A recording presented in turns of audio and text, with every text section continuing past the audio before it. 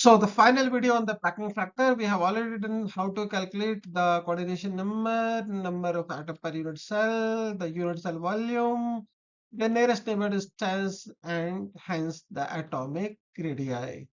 So after all these, one, we are welcoming you again in the physics within you.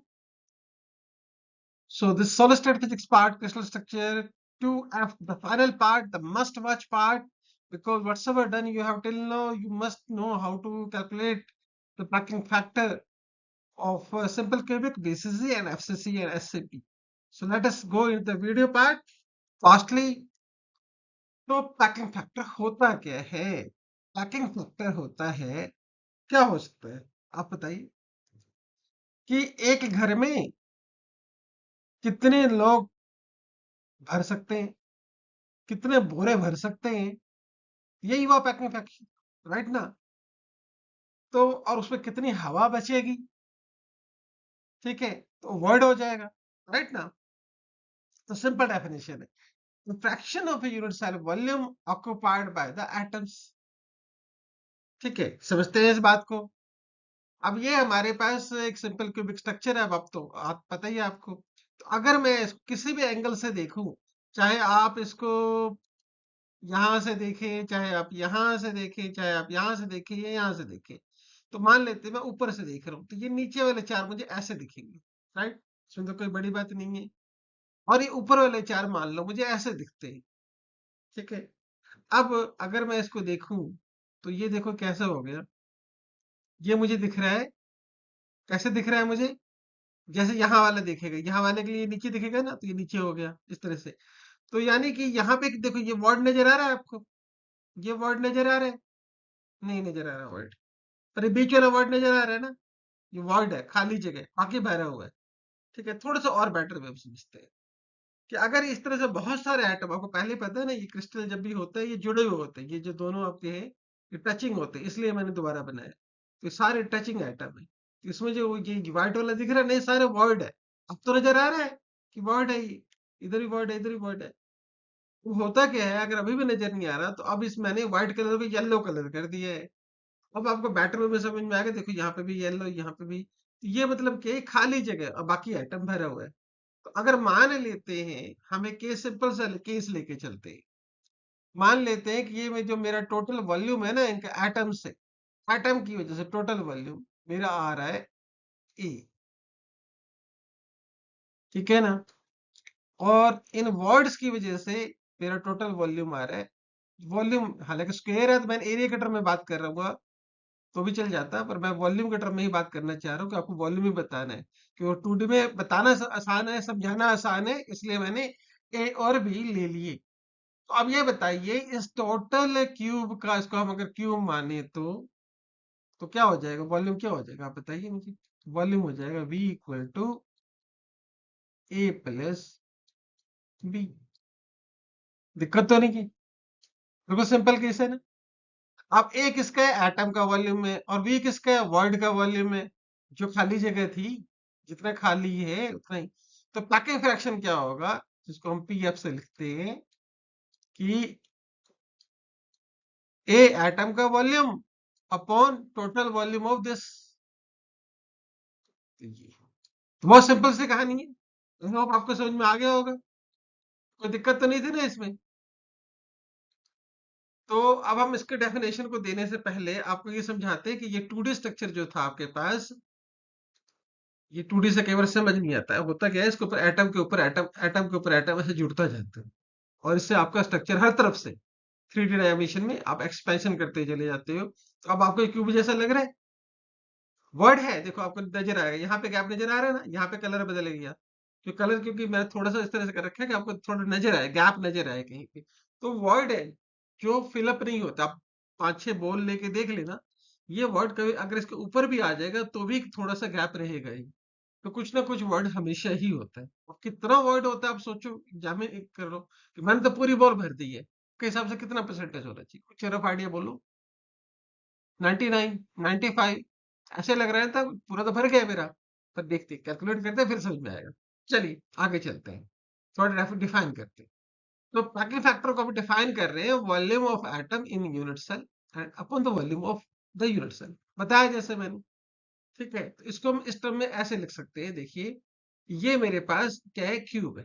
इसका अगर करेंगे तो इसका वॉल्यूम क्या हो जाएगा, देखो क्यूब के केस में आसान है, पर क्यूब एक जनरल केस हो जाएगा आपके लिए।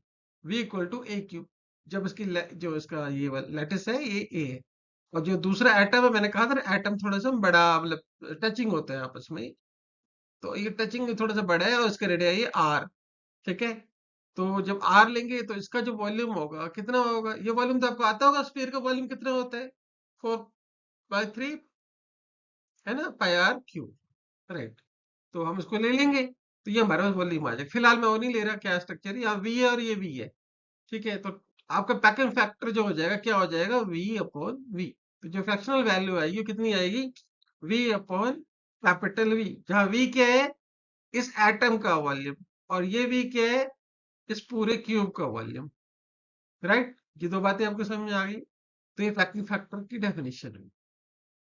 तो जैसा कि मैंने बताया कि हर केस में अब तो हम जान गए हैं ना, क्या जान गए हैं, कि हमारे इस आइटम में एक होता है जेड, एक होता है आर, और एक होता है हमारे पास वी, वॉल्यूम। हम यही सब जान रहे हैं। तो देखियो जेड, इसमें कितने नंबर ऑफ एटम होंगे इफेक्टिव, हम जेड निकाल चुके हैं। और आर हमें पता है, इसका जो वॉल्यूम होता है क्या होगा इसका वॉल्यूम, तो ये होगा 4/3 पाई आर क्यूब। कितने एटम होंगे उतने एटम से मल्टीप्लाई कर दो, उतने नंबर ऑफ एटम, जो वॉल्यूम आ जाएगा, एटम्स का वॉल्यूम आ जाएगा। अभी हमारे पास क्या है, volume of this unit cell, जो लैटिस का साइज होगी, यानी कि V equal to A cube. तो सिंपल सा डेफिनेशन है, I hope you get this point. आगे चलते हैं, अब इसको थोड़ा और समझते हैं कि ये तीन पैरामीटर मुझे आने चाहिए। मैंने ये तीन पैरामीटर समझे गए ना, क्यों करवाए थे पांच पैरामीटर पहले, जेड आर और वी। तो अगर आपने वीडियो नहीं देखी तो जरूर देख लेना, मैं एक बार हल्का सा रिकैप कर रहा हूँ, बस रिकैप करूंगा और कुछ नहीं करूंगा। ठीक है, जेड क्या होता है, तो जेड हमारे पास सिंपल क्यूबिक में होता है 1, बीसीसी में होता है 2, एफसीसी में होता है 4, और एचसीपी में होता है 6। कैसे होता है, क्यों होता है, मैंने यहाँ बताया हुआ है आपको। ठीक है, तो आप इसके लिए डिटेल में वीडियो आराम से समझ लेना, वहां पे क्यों है कैसे है। ठीक है, सबकी वीडियो है, आप इसके बैक सीरीज देख लेना जो एबीसीडी करके है, तो वहां पे आपको सारा आइडिया लग जाएगा जेड है कैसे है। फिर था यूनिट सेल वॉल्यूम का, तो यूनिट सेल वॉल्यूम आपको बताया मैंने, क्यूब के केस में तो एक क्यूब ही है पूरा, कि लैटिस में यहाँ पे एटम्स का मतलब नहीं, लैटिस के साइज से मतलब है। और हेक्सागोनल क्लोज पैकिंग में ये 3√3 ए स्क्वायर सी 2 होता है, राइट। ठीक है, इन सब की वीडियो बनी हुई है, आप आराम से देख सकते हैं वहां पे क्या है कैसे। यहाँ पे फिलहाल आपके पास ये इंफॉर्मेशन आपके पास होनी चाहिए कि ये होता है। और एक वीडियो थी एटॉमिक रेडियस की, तो वहां पे हमने सिंपल क्यूबिक के केस में और एचसीपी के केस में हमने देखा था कि जो हमारा एटम का जो रेडियाई है और जो लैटिस साइज है ए, लैटिस साइज होता है ना ये ए, तो ये कैसे रिलेटेड थे, मैंने जान के यहाँ 4 कर दिया है, आप 4 ना करके 1/2 कर लीजिए, मर्जी है आपकी। ठीक है, तो आप यहाँ से निकालना चाहते हैं आप यहाँ से निकाल लीजिए। तो R equal to a/2, lattice constant के टर्म में बात करेंगे, r इक्वल टू √3/4। ठीक है, और यहाँ √2/4a। तो इस तरह से हमारे पास क्या है कि हमने क्या कर लिया, हमने हमने एटॉमिक रेडियस निकाल लिया यहाँ पे। अब हम बात करते हैं किसकी, पैकिंग फैक्टर की। पैकिंग फैक्टर हम करने चलते हैं, सिंपल वे में करेंगे। ठीक है, आपको घबराने की जरूरत नहीं है उसमें। ठीक है, सिंपल केस है तो भी और मुश्किल है तो भी। तो पैकिंग फैक्टर की डेफिनेशन आपको क्लियर है, volume of atoms, total volume of atoms, जो भी एटम है सबका वॉल्यूम अपॉन यूनिट सेल का वॉल्यूम। एक यूनिट सेल में कितना एटम होगा, पहले तो हमें ये एस्टिमेट करना होता है। तो पहले हम सिंपल क्यूबिक स्ट्रक्चर को जानते ही हैं, तो उसमें कोई बड़ी बात है ही नहीं। और लैटिस कांस्टेंट उसका कितना है, ए, ये हम सबको पता है। अगर उसका लैटिस कांस्टेंट ए है तो वॉल्यूम कितना होगा, ए क्यूब, राइट। और लैटिस साइज आपके सामने क्लियर है। अब इसमें देखिए जो एटम होते हैं, मैंने पहले बताया ना, ये एटम दिखाने के लिए हम ऐसे दिखाते हैं, एक्चुअली ऐसे टचिंग होते हैं, राइट। तो ये इसका रेडियाई और ये इसका रेडियाई, तो हम पहले भी निकाल चुके हैं कि 2r इक्वल टू ए, यानी कि r इक्वल टू क्या होता है, a/2। अभी करते हैं इसके बारे में। अब मैंने जैसे बताया कि इसके दो पार्ट कर लीजिए, ये एटम है और ये क्या नाम है, लैटिस साइज है। आपको जेड के बारे में आइडिया तो है ही कि क्या होना है, तो आर अपॉन ए क्या हो गया, यहाँ से हाफ हो गया। तो बस मुझे इसकी वैल्यू चाहिए, क्यों चाहिए वैल्यू भी समझाता हूँ। तो जो पॉकिंग फैक्टर है उसका फॉर्मूला क्या था, Z into volume upon A cube. Total volume of the unit cell, तो ए क्यूब, यहाँ तो क्यूबिक केस में बिल्कुल सिंपल है, ए क्यूब आ जाएगा। अब जो रह गया ना आपका पार्ट, क्या रह गया, जेड। तो जेड आपको पता है, जेड इसका कितना है, 1 है। इफेक्टिवली क्या है, भले ही ये 8 एटम है, इफेक्टिवली ये वाला जो है ये इसके अंदर पूरा फिट हो जाएगा पूरा, ठीक है। तो कहानी उसकी इतनी ही है, तभी यहाँ पे जेड इक्वल टू क्या हो जाएगा, 1 हो जाएगा। इफेक्टिव वे है, मतलब मैं ये नहीं कह रहा कि ऐसा होता है, होते 8 ही आइटम है, पर इफेक्टिवली हमारे पास क्या हो जाएगा, इस तरह से कहानी है। इफेक्टिवली बात हो रही है यहाँ पे, इफेक्ट यही होता है, तो इसलिए जेड इक्वल टू 1 की कहानी है यहाँ पे। बहुत तो सिंपल, क्यूबिक के लिए जेड इक्वल टू 1 होता है, तब यहाँ वैल्यू भर दीजिए इसकी, ठीक है। तो फिलअप कर दीजिए। तो मैं ये क्या कर रहा हूँ, आर को बाहर निकाल देता हूँ, आर अपॉन है ना ये सब कुछ, तो आर अपॉन ए ऐसे कर दिया और क्यूब कर दिया। अब यहाँ से मेरे पास आर अपॉन ए की वैल्यू तो आई पड़ी है, जहाँ ये वैल्यू इंसर्ट कर दो, और ये आपके पास आ जाएगा जेड। तो जेड की वैल्यू कितनी है, 1, 4/3 पाई, और ये कितने, हाफ, तो ये हो जाएगा 8। अब जरा इसको कैलकुलेट करो, अब क्या आता है। मैं आपसे नहीं होगा तो बता दूंगा, बताओ क्या होता है। सिंपल है ना, ये 8 है, ये 4 है, तो क्या आएगा, 6 रहेगा केवल। तो क्या आ गया, 5/6। तो सिंपल क्यूबिक केस सिंपल था, मेरा पैकिंग फैक्टर कितना आ गया, 5/6। अब 5/6 की वैल्यू आप कैलकुलेट करते रहिए, 52% आता है कि 53% आता है कि उसके बीच में आता है, आप कैलकुलेट करके बताइए, मैं लास्ट में बोलूंगा उसके बारे में। हम चलते हैं बीसीसी के केस में। अब जब बीसीसी के केस में बात करेंगे, कहानी तो फिर से वही है, क्योंकि अब आपको याद रखना है कि जो ये सारे क्यूबिक केस हैं, चाहे बीसीसी है चाहे एफसीसी है, ठीक है। तो क्यूबिक के केस में जो हमारा फार्मूला है वो रिड्यूस होकर यहाँ पे आ जाता है। बताया था ना अभी, आर अपन ए ले लिया था मैंने, क्यूब, तो मुझे सिर्फ ये वाली वैल्यू चाहिए, और क्या चाहिए, जेड चाहिए। जरा पहले जेड तो आपको पता है इसके केस में कितने, कोई बोलेगा कितना है, तो ये तो आपको पता ही था, थोड़ा सा समझा देता हूँ एक बार और, ठीक है, आपको किस तरह से पैकिंग बताया था ना मैंने। ये थोड़ा सा वर्ड पोर्शन है, ये वर्ड है। अब जो ये वर्ड है ना, जब आप इसको देखोगे, तो ये वाली जो लेयर है आपको ये ऐसे दिख रही है ना। और एक मिनट बता देता हूँ, समझा देता हूँ कौन सी लेयर की बात कर रहा हूँ मैं इस लेयर की बात कर रहा हूँ। ये जो लेयर है ना आपके पास, ये वाला लेयर, ये इस तरह से रिप्रेजेंट हो रहा है आपके पास, तो समझिए कि ये ऐसे रिप्रेजेंट हो रहा है। अब जो ये वाला आइटम है, बीच वाला, ये मुझे दिखाना है। तो जब आप ऊपर से इसको देखोगे, और फिर तो एक और ये वाली लेयर भी दिखेगी आपको, ठीक है। अब हम जरा देखते हैं कि कैसे दिखता है, एक एक करके देखते हैं। ये वाला आइटम इसके ऊपर, इसको हटा दो भाई, फिर ये ऐसे दिखेगा, और फिर ऊपर से आएगा, ये वाला ऊपर आएगा, देखो ये अब आपको ऐसे दिख रहा है। समझ में आया ऊपर से कैसे दिख रहा है, यानी कि जो टेट्राहेड्रल वर्ड ऊपर से दिख रहा था, तो यहाँ की वजह से थोड़ा फिलअप लगता है। तो क्या लगता है, बीसीसी में बढ़ना चाहिए, घटना चाहिए, पैकिंग फैक्टर, मुझे तो लग रहा है बढ़ना चाहिए, क्योंकि गैप दिख रहा था, वहां वर्ड दिख रहा था, यहाँ वर्ड थोड़ा सा फिलअप हो रहा है, ठीक है ना, तो बढ़ेगा। ठीक है, तो बढ़ेगा, दिखते हैं बढ़ते नहीं बढ़ता, हम कह रहे हैं, लगता है होना चाहिए, होता है नहीं होता अलग बात है। तो वॉल्यूम के लिए तो आप कंसर्न नहीं हो ना मेरे ख्याल से, वॉल्यूम तो आपको पता ही है, ये ए था, ए था। कंसर्न है हम इस बात के लिए कि ये जो हमारे पास आर अपॉन ए का जो रेशियो है, वो आर अपॉन ए यहाँ पे तो छोटा नहीं है, यहाँ तो दूर दूर खड़े हैं, यहाँ पे सबसे कम है। सबसे छोटा जो डिस्टेंस बनेगा वो यही बनेगा, तो यही सब निकालेंगे, ठीक है। तो इसको आप अगर व्यू करोगे तो ये ऐसा दिखेगा आपको। तो हम सारी बातें कर चुके हैं, अगर पुरानी वीडियो देख लेना इसकी, तो आपको पता है कि इसके डायगोनल जो था इसका, ये जो पार्ट है कितनी लेंथ बनता है, ये √2 ये बनता है। तो यहाँ से हमने 2r इक्वल टू ये आएगा, और यहाँ से आप r अपॉन ये निकाल सकते हो। तो जेड इक्वल टू कितने है आपके पास क्लैरिटी है जेड की। जेड बेसिस के केस में कितने हैं, 2 है। 2 है क्यों है, एक तो इसका कंट्रीब्यूशन, और बाकी एचसीसी का 1, तो 1 + 1 2, तो इसलिए 2 बता रखा है पूरा, आप डिटेल में समझ लेना उसको। तो 2r, और यहाँ पे ये आ गया, तो यहाँ से आप r/a निकाल लीजिएगा, निकल जाएगा r अपॉन a, तो ये आ गया आपके पास। अब यहाँ पे मुझे ये वाली वैल्यू डालनी है, और ये वाली वैल्यू मुझे पता लगी, इंसर्ट करिए जरा, बताइए क्या आएगा, कैलकुलेट करके देखिए ये आ रहा है कि नहीं आ रहा, ठीक है। अब इसकी परसेंटेज वैल्यू निकालिएगा, देखिए कितनी आती है, ठीक है, ओके। परसेंटेज में कर लो, फ्रैक्शन में कर लो, जो भी कर लो, पर ये 52 से ज्यादा होगी, ठीक है। कितनी होगी आप कैलकुलेट करके बताओ, ठीक है। अब चलते हैं एफसीसी पे। एफसीसी का केस बीसीसी की तरह ही है, क्योंकि हम पहले ही कर चुके हैं, एटॉमिक रेडियस कैसे निकालना था, तो उससे ज्यादा बियॉन्ड कुछ नहीं है। ये स्ट्रक्चर आपको अब समझ में आ रहा होगा कि मैंने क्या करा है यहाँ पे, पर इसमें कहानी क्या है, इसमें एक कहानी, यहाँ पे ये वाला प्लेन है पूरा, नीचे वाला प्लेन है, क्योंकि इसमें बीच में ये वाला था ना एटम हमारे पास, ये यहाँ पे। तो जब बाकी ये हटा दोगे ना, प्रोसेस को हटा दोगे और देखोगे तो ये आपका ऐसा दिखेगा। ठीक है, तो इसका वॉल्यूम तो अगेन वैसे ही निकलना है आपको। और इस बार हम बात कर रहे हैं इस लाइन की। तो ये लाइन हमारे को ऐसे दिखेगी यहाँ पे, ये वाली लाइन है, पैरेलल लाइन है। तो ये सब आपको आता है पहले भी, क्यूब के केस में आप कर चुके हो। इसकी लेंथ आपको √2a मिलेगी। तो यहाँ से आप r/a निकाल लोगे, तो r/a क्या मिलेगा आपको? ये वाली वैल्यू नीचे कैसे मिलेगी आप देख लेना पहले। ठीक है, पहले कर चुके हम सारी बातें। तो r/a हमारा क्या आएगा? 1/2√2। ठीक है ना? तो एफसीसी के लिए जेड की वैल्यू क्या होती है? 4। पता ही है 4 कैसे है।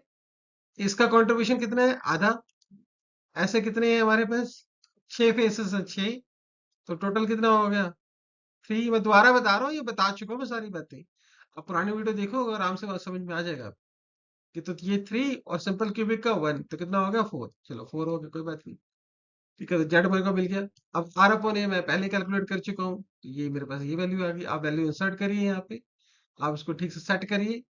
कर लेंगे ना, कटिंग तो आते हैं। ये आपका देखो, ये 8 हो जाएगा, ये 2 हो जाएगा, 2√2 हो जाएगा। तो ये 16 हो गया, कैंसिल हो गया यहाँ पे। तो ये आपका ये बचेगा केवल √2 वाला पार्ट रह जाएगा और बाहर का 3 रह जाएगा। तो क्या बचेगा? π/3√2। तो आप इसकी वैल्यू कैलकुलेट करिएगा। देखिए 74% आता ही नहीं आता, या 0.74। जैसे फ्रैक्शनल में कहेंगे तो 0.74 कहेंगे, और परसेंटेज में कहेंगे तो 74% कहेंगे। ठीक है, पिछले वाला 68 आता आना चाहिए था। आप कैलकुलेट कर चुके होंगे मेरे ख्याल से। तो ये था एफसीसी का। अब हम चल रहे हैं थोड़े खतरनाक वाले केसेस की तरफ, क्योंकि सिंपल केस थे। इस समय सिंपल क्यों था? क्योंकि जो वॉल्यूम था ना, वो ए क्यूब हो रहा था। ये ए, ये क्यूब। तो सिंपल कहानी बन जाती थी। पर अगली कहानी है हेक्सागोनल क्लोज पैक सिस्टम की। और इस सिस्टम में उतना सिंपल नहीं है, क्योंकि यहाँ 2-3 नए कंसेप्ट आएंगे। कई बार एग्जाम में क्या होता है, खाली हेक्सागोनल क्लोज पैक का पूछ लेते हैं, क्योंकि सबको पता है टफ है ही, तो कैसे करेंगे इसे। तो थोड़ा समझते हैं इसको। ये थोड़ा सा लंबा भी हो सकता है। तो R इक्वल टू, यहाँ पे हमें तो ये तो हमें क्लियर था पिछली वीडियो से कि R = a/2 आएगा। पर यहाँ R का कंसेप्ट उस तरीके से नहीं है जैसे पीछे हमने क्यूबिक के केस में करा।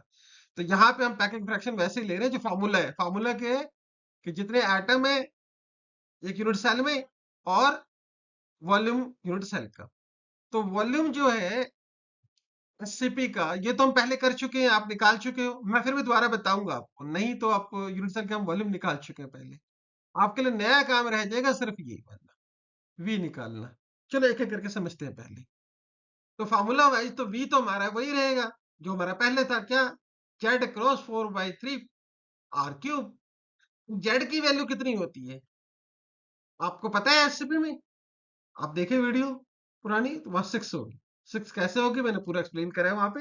आप उसको समझना 6 कैसे होगी। अब आते हैं आगे। तो अब हमारे पास वॉल्यूम चाहिए था, यही है ना वी, यही तो पार्ट है वी। तो वी, जेड हमें पता लग गया। जेड तो मैंने बता ही दिया आपको 6 है। फॉर्मूला मैंने दोबारा लिखा है आपके लिए यहाँ पे, ताकि कोई दिक्कत ना हो। अब इसको जरा कैलकुलेट करिए।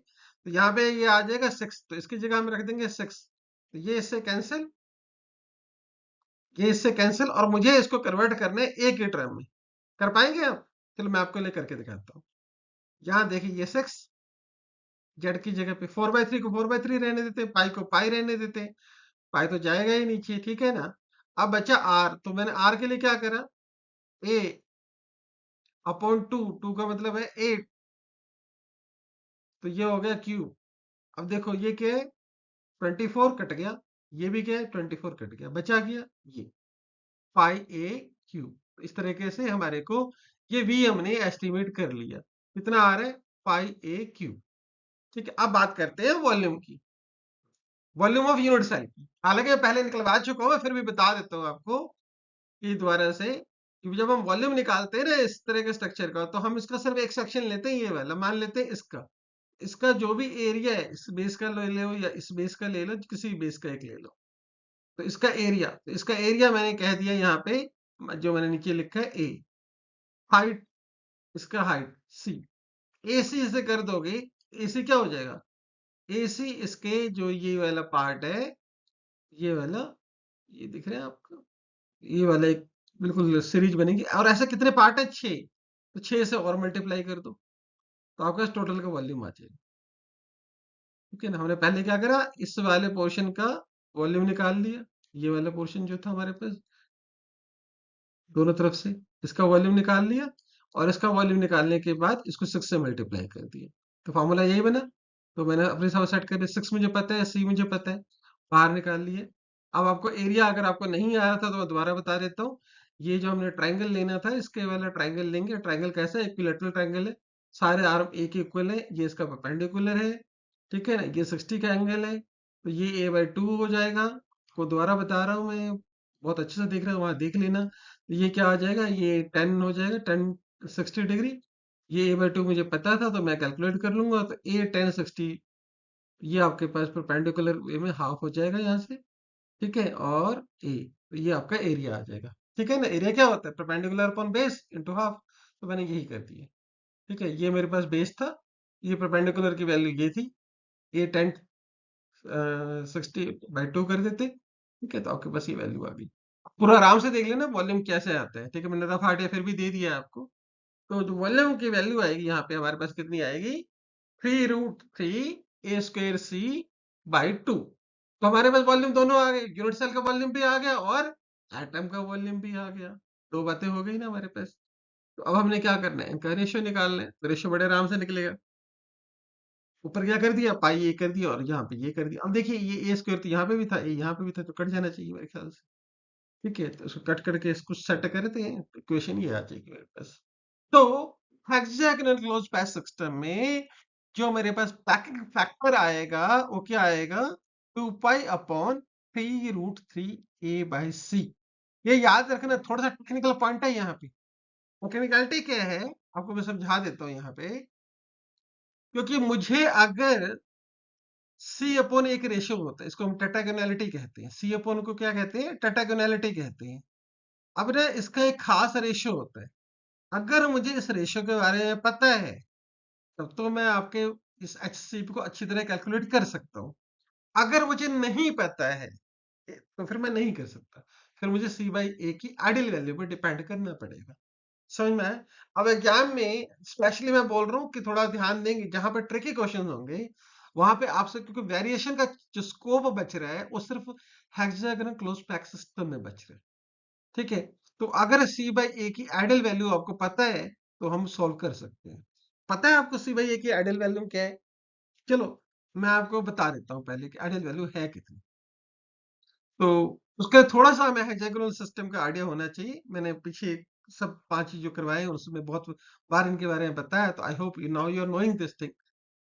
कुछ नया जो बता रहा हूँ इस बार आपको मैं टेट्राहेड्रन बताने जा रहा हूँ। आप समझिए, ये हेक्सागोनल जिनको नहीं पता था उनको पता होगा कि ये ए बी स्ट्रक्चर होता है। ये ए, मान लो ए लेयर है, ये बी लेयर है, और ये सी लेयर है। तो जो डिस्टेंस होता है हाफ पे ऐसा होता है, और एक्चुअल एटम कॉन्फ़िगरेशन में ये ऊपर वाला एटम ऐसा होता है। और जो नीचे वाले की बात करते हैं तो वो हम अलग ढंग से करते हैं। तो एक्चुअल हमारा पर्पस क्या है? यहाँ पे क्या करना है? हमें C/A निकालना है। C/A निकालना है ना हमारा पर्पस, तो हम इन दो लेयर को लेंगे। स्पेशल जो मैं बताना आपको चाह रहा था, ये दो लेयर, इसका तो मैंने बता दिया ये ऐसे होता है। अब आगे चलिए। अब मैं इसको देख रहा हूँ, तो ये अगर इसको देखो आप, तो ये जब जुड़ते हैं ना ऐसे, तो ये टेट्राहेड्रन इस तरीके से एक चीज बनती है। होता क्या है, जब और इसके ऊपर जब ये फिट होगा, ये वाला, तो सिर्फ ये वाला एटम इस वॉइड को, ये जो वॉइड दिख रहा है यहाँ पे, ये व्हाइट वाला दिख रहा है आपको सेंटर में इसके, जो वॉइड में दिख रहा है यहाँ पे, इस वॉइड पे ये वाला एटम फिलअप होके आ जाएगा। ठीक है, आप समझिए इसको, ये फिलअप होने आया, ये देखिए ये फिलअप होने आ गया, यहाँ पे वॉइड को भर दिया इसने। तो इस तरह का जो स्ट्रक्चर होता है ना, इसको हम कहते हैं टेट्राहेड्रन, राइट। अब मैं आपको टेट्राहेड्रन ऐसे समझ नहीं आएगा, तो थोड़ा मैं समझाता हूँ एक अलग क्रिस्टल लेके। ये एक क्रिस्टल, इसमें ना दो टेट्राहेड्रन है। एक टेट्राहेड्रन मतलब समझ गए ना आपके कितने एटम? ये एटम एक ही है, मैंने कलर बदला सिर्फ आपको समझाने के लिए, लेयर वाइज चारों हैं एक ही। तो यहाँ पे 4 एटम देखो जो एक जैसा है, ये और ये, राइट। तो ये जो है ना, ये एक टेट्राहेड्रा बना रहा है, और एक ये और ये और ये और ये भी हेड्रा बना रहे हैं। तो जो ये जो टेट्राहेड्रन बन रहा है, मैं एक टेट्राहेड्रन की बात करूंगा, दूसरा आप अपने आप समझ सकते हैं। तो ये मैंने एक टेट्राहेड्रन बना दिया। अब इस टेट्राहेड्रन के ना देखो फेसेस देखो, ये पिरामिड की तरह दिखता है। एक ट्रायंगल ये रहा, एक ट्रायंगल उधर, एक ट्रायंगल इधर, और एक ट्रायंगल इधर, 4 ट्रायंगल बेस है इसकी। ठीक है ना। प्रिज्म आप समझते हो ना, प्रिज्म, तो प्रिज्म जैसा ही कुछ होता है। ठीक है, पर प्रिज्म के कितने फेस होते हैं? 5। और इसके कितने हैं? 4। ठीक है, तो ये थोड़ा सा डिफरेंस है यहाँ पे, तो इसको समझ लेना आप। अब जो पॉइंट है इसको हम कहते हैं टेट्राहेड्रल। ये मैंने रियल क्रिस्टल है एडेनो का, आपको कहीं लगे ये रियल क्रिस्टल है एडेनो का। तो आपको करना क्या है इसमें, इस टेट्राहेड्रल को ठीक से समझना है। इस टेट्राहेड्रल को दोबारा मैंने आपके सामने नोट कर लिया। टेट्राहेड्रल देखो पिरामिड जैसे जैसे मिस्र में होता है, इजिप्ट में होता है, वैसे वाला है। तो इसमें एक परपेंडिकुलर बेस आप डाल सकते हो ऐसे, ये इसके सेंट्रॉइड पे मीट करेगा। सेंट्रॉइड पे आपको तीनों आर्म एक जैसे दिखेंगे। तीनों आर्म अगर ये ना लेंथ में, यहाँ पे पहले आपको क्या छोटा मोटा दिख रहा है ना, वो छोटा मोटा है नहीं, तीनों बराबर है। ठीक है, ये आप यहाँ से समझ सकते हो। ये सेंट्रॉइड बिल्कुल बीच में होता है, ये लेंथ और उसके पीछे वाली लेंथ बराबर होती है। ये लेंथ और उसके पीछे वाली लेंथ बराबर होती है। ठीक है, तो आप सेंट्रॉइड समझो यहाँ पे। तो ये वाला जो लेंथ है यहाँ से यहाँ, इसके जो बेस का आर्म लेंथ है, ये कितना है? ये आपके पास है, वो यही लेंथ है। ये यहाँ से यहाँ वाला, इसका सेंटर से लेके इसके सेंटर को मिला दो, इसके सेंटर से लेके इसके सेंटर को मिला दो। ठीक है, और इसके परपेंडिकुलर जो होगा वहां पे एटम दूसरी तरफ ग्रीन वाला है, ऐसे समझ सकते हो आप इसको। तो ये कितनी लेंथ बनी? ए। ये लेंथ भी कितनी है? ए। ये लेंथ भी कितनी है? ए। ये भी ये भी सब ए, राइट। अब जो ये परपेंडिकुलर है, मुझे इसकी हाइट निकालनी है। ठीक है, तो हाइट में यहाँ पे इन दो लेयर के बीच में ले रहे हैं, तो कितनी हाइट है? ये c/2। ये मैंने बता दिया आपको कितने है, c/2। और ये वाली जो सेंट्रॉइड की प्रॉपर्टी होती है कि जब सेंट्रॉइड से इसका आर्म एक होगा और ये इक्विलेटरल ट्रायंगल है, सेंट्रॉइड से ग्रीन वाला जो डिस्टेंस आ रहा है कितना आएगा? ये इतना आएगा। कितना आएगा? a√3 हो गया ये, a√3। तो हमारे पास सारे पैरामीटर आ गए। अच्छा, आप निकाल सकते हो, बिल्कुल सिंपल है, क्योंकि मुझे बेस पता है, दूसरा आर्म पता है, ये पता है, इधर मान लो ये पता है, ये पता है, तो आप हाइट निकाल दो कि ट्रायंगल है ना, राइट एंगल ट्रायंगल बन गई। ठीक है ना, तो राइट एंगल ट्रायंगल दिख रहा है नहीं वाला, इस वाले राइट एंगल ट्रायंगल में आपने क्या करा, आपने ये वाली वैल्यू डाल के पाइथागोरस थ्योरम लगा के आपने c/2 की यहाँ पे वैल्यू निकाल ली, h=c/2। इसको सॉल्व करेंगे तो यहाँ से आपके पास c/a की वैल्यू कितनी आ गई, देखिए यही होता है ना। तो ये वाला 2 इधर आ जाएगा, ये वाला 2 इधर आ जाएगा। ठीक है, स्क्वायर करके अंदर भेज दोगे तो 8 आ जाएगा, 8/3। और इसकी रफ वैल्यू होती है 1.63।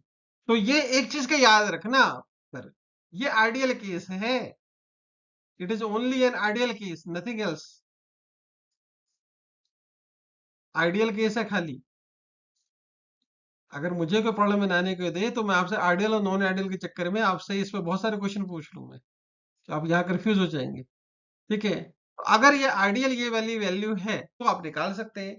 और ये बता दो, इससे ज्यादा भी होता है, इससे कम भी होता है, कुछ केसेस में बहुत ज्यादा होता है। हाँ, पर 2 के करीब नहीं जाएगा, 1.7 के आसपास जा सकते हैं, 8 तक भी मान लेते हैं, कुछ 7.5 तक चला जाता है, नीचे 1.5 तक जा सकता है।